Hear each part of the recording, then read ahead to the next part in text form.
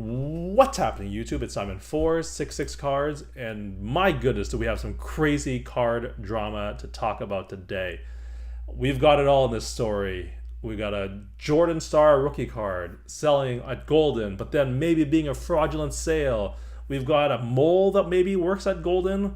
We've got a confrontation on Instagram Live. This is out of control crazy. So let's just get right into the story.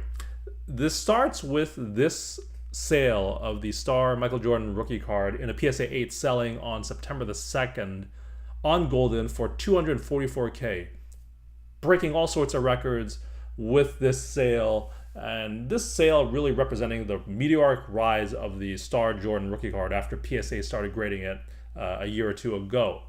And because of the size of the sale, the amount that it sold for, it's been talked about all over the place in the hobby, including Jeff Wilson talking about how buying it for $100K and now he's got $144,000 profit. But then it turns out that CardLadder removed the sale from their CardLadder database sometime on Friday, September the 13th. Friday the 13th, wouldn't you know it? And so Ken Goldin found out about it and then jumped on their Instagram Live, because the CardLadder guys do a Friday night live stream on Instagram, and he basically jumped in the live stream, and here we go. So it's about 3 minutes long here. I'm gonna cut out some of the pieces or pause some of the pieces at some places to just talk about this, but let's just start off and see where we go. Let's start it off. Here's Ken joining the live stream. There we go. Hey guys. What's up, Ken? How you doing? Now, right off the bat, you've removed a very important sale from your CardLadder database. You know why Ken's coming on. And look at Chris's face. He is amused because he thinks he's pulled a fast one on Ken. He's kind of like giving it to him a little bit, giving him the business. Because remember now, these guys used to all work together when Goldin was working, or Goldin was part of Collectors, and CardLadder is also part of Collectors. So these guys used to be co-workers. Let's keep that in mind. So let's see the tone of this. You can see Ken's got this face. He's not happy. Chris seems amused and kind of enjoying this maybe a little bit too much for the next little while, as you can see by his face. Let's take a look. What's up, Ken? You guys are Look at his face. Look at Chris's face. This is crazy. Josh, much better poker face, but you guys both know why you're here. you've been well. I'll wait for a couple seconds to get into it so my people could be alerted and see who's up. You guys have been doing the show, so I was not expecting to be on. I was not expecting to be up tonight. Paul had a... So now he's like, I wasn't expected to be on. I was expected to be up tonight, and immediately Chris can't hold it. He's like, I've kind of messed with this guy by making him stay up late. That's how I'm reading this. Again, Josh, great poker face, but he is wildly amused. Chris is wildly amused by this, as far as I can tell, and I think he knows why he's here. Right? There's no way you remove the Jordan Star PSA 8 sale from the database that was a Goldin sale and not know why a Goldin is jumping on your live stream. So he is amused by the fact that he's just basically messed with Ken. That's how I read this. I don't know. You tell me if I'm wrong. Let's keep going. baseball game, went extra innings, ended at 11 o'clock at night. He is wildly amused by this. Look at Chris. Josh, great poker face. So, since you've been doing the show, I'm guessing that you are not aware of what happened in the past 15 minutes. We are No. aware. Okay. Oh, we are. We Okay. are aware. So I want to show you this, and I want you to listen to this. Hold on. Legendary $144,000 profit. Hold on. Yeah. I have to say, that was the most dad moment of this live stream, and possibly of the entire internet. Amazing. Hold on. Hold on.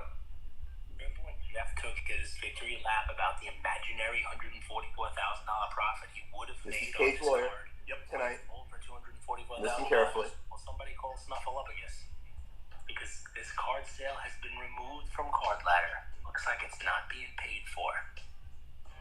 Manipulation? Somebody might have called it. Remember when Jeff took his victory? Okay. So my first question is, and by the way, when you check your emails, you see you got an email to both of you, Nat Turner, Ryan Hogue, and Matt. So that is Ken basically saying, I'm not messing around here. I'm pissed. I'm sending an email to all of your bosses, and look at this face. Like, he is not happy. And he's letting these guys know he is not happy. Josh seems quite different. Great poker face on Josh. Chris, still amused by all of this. Fun evening, fun Saturday night. Not Friday night. Not how I like spending it. Was this card listed in CardLadder and then pulled? Yes, it was. Why was it pulled? You want to talk about that right now? It was paid for on September 3rd via wire. So this guy's out there saying that the card wasn't paid for. Well, Ken, what do you think our mechanism is for why we would remove the sale? Either you think it was not paid for, or you think it was an aberration. Or we received information from a reliable source. That it wasn't paid for? That's right. Guess what? I'll send you the wire transfer. Okay. Well, let me Please. ask the question. So they're pulling the sale because of information that they received. But Ken's saying that the card's paid for. So something is weird here. What is happening? Let's continue on. Question. Is my cell phone on both your phones? I think so. Okay, is my email on both your phones? Your Did we work? email is impossible. It's impossible to forget, Ken. Exactly. Did we work for the same company for 3 years before my company? Ken, all right, I have a rhetorical. So I think Ken makes a really great point. An important sale of a card on his website, on his auction, you're going to pull that data point, and you're not going to ask Ken about it and reach out to him because, again, you used to be coworkers, but also, isn't that just common courtesy and like a little bit of just show Ken a little bit of respect and say like, hey, let's talk about this thing. We have some information that would lead us to believe that this sale is fraudulent and has not been paid for, or whatever it is, whatever this information is. Can we talk about it? Like, why wouldn't you want to talk to Ken instead of just pulling it without talking to him about it, so that you can get to the bottom of it and get his side of the story? Because obviously this puts Goldin in a really bad light. And Ken, in this live stream later on, goes on to say, like, I'm pulling up the file. It's been paid for. I don't know why you guys pulled it. But I think just as a due diligence, wouldn't you call Ken about pulling a sale, especially one of this magnitude, of a high-grade star Jordan rookie card that's breaking all kinds of records and is leading to a lot of discussion in the hobby? It's being noted and talked about in a lot of different places, and how it's changing the Jordan rookie card market compared to the Fleer and that whole debate. And you're gonna pull like a $250,000 sale from CardLadder without talking to Ken for a Michael Jordan card? Doesn't that seem strange to you?